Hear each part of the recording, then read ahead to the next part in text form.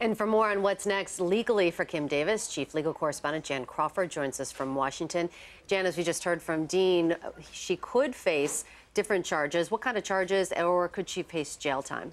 Well, yeah, I mean, she's going to go before that federal judge tomorrow on contempt of court charges for refusing to issue the licenses. Now, she's arguing that issuing those licenses would violate her right of free speech and religion, but the lower courts, like Dean said, have refused to give her a reprieve. So now she could be facing jail time.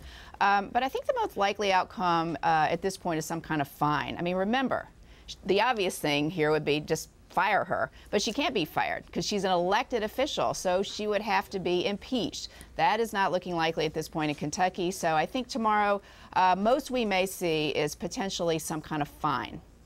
What about the statement that she issued yesterday saying that to issue a marriage license which conflicts with God's definition of marriage with my name affixed to the certificate would violate my conscience?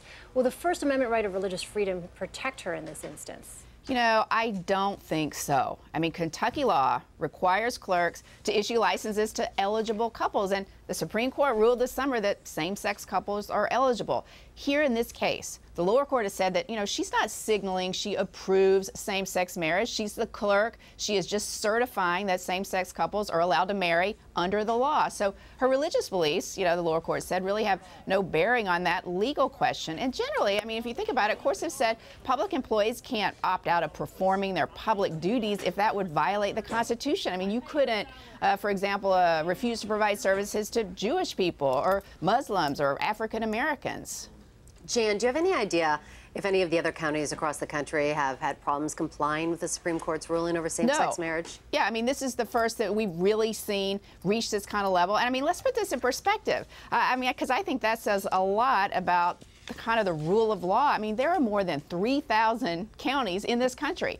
And this is one county clerk who's refusing to follow the law, Supreme Court ruling.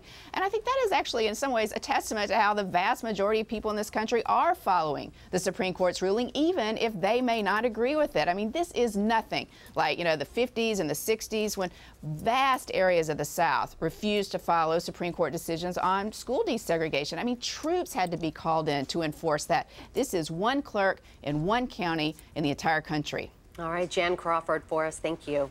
Thanks.